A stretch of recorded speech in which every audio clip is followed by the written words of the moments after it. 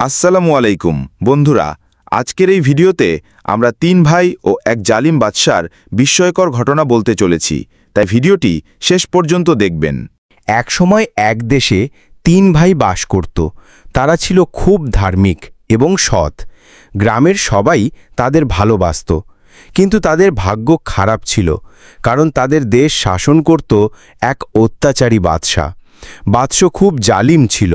তার রাজত্বে প্রজারা খুব কষ্টে থাকত। তিনি প্রজাদের উপর অনেক জুলুম করতেন। একদিন বাদশা তিন ভাইকে তার দরবারে ডেকে পাঠালেন।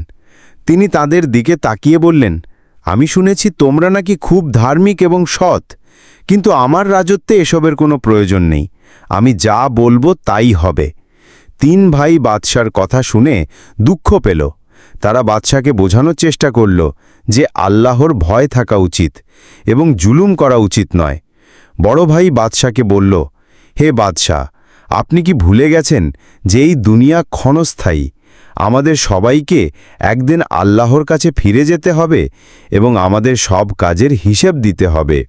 বাদশা বড় ভাইয়ের কথা শুনে রাগান্বিত হয়ে বললেন, আমি এসবের পরোয়া করি না। তিনি বড় ভাইকে কারাগারে বন্দী করার আদেশ দিলেন।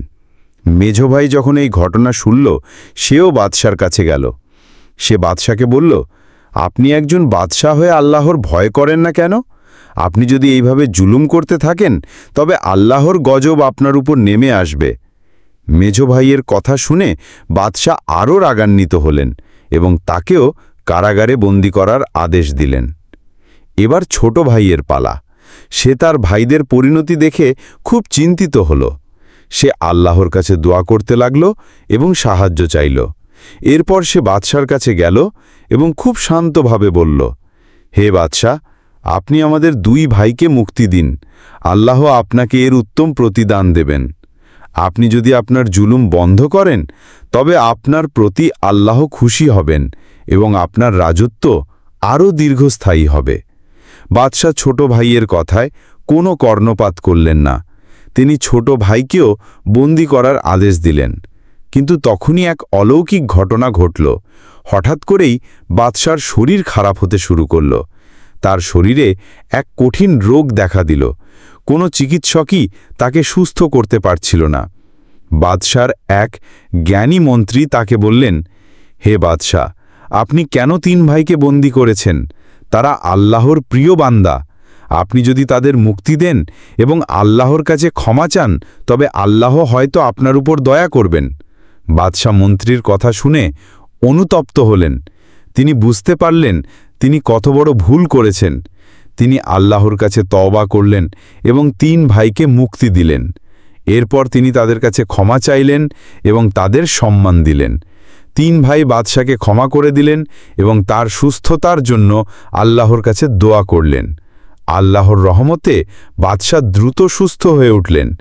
এরপর থেকে বাদশাহ আর কোনো অন্যায় কাজ করেননি। তিনি একজন ন্যায়পরায়ণ এবং দয়ালু শাসক হিসেবে পরিচিতি লাভ করলেন। তার রাজত্বে সবাই সুখে শান্তিতে বসবাস করতে লাগল। এই গল্পের মাধ্যমে আমরা কিছু গুরুত্বপূর্ণ শিক্ষা পাই। ১. আল্লাহর উপর বিশ্বাস। সৎ ও ধার্মিক জীবনযাপন করলে আল্লাহ আমাদের রক্ষা করেন। ২. ক্ষমা ও দয়া।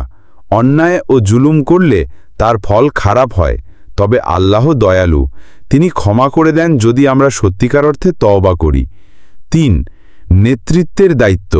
একজন শাসক বা নেতার উচিত তার প্রজাদের প্রতি দয়ালু ও ন্যায়পরায়ণ হওয়া। আল্লাহ আমাদের সকলকে সঠিক বুঝ দান করুন। আমিন।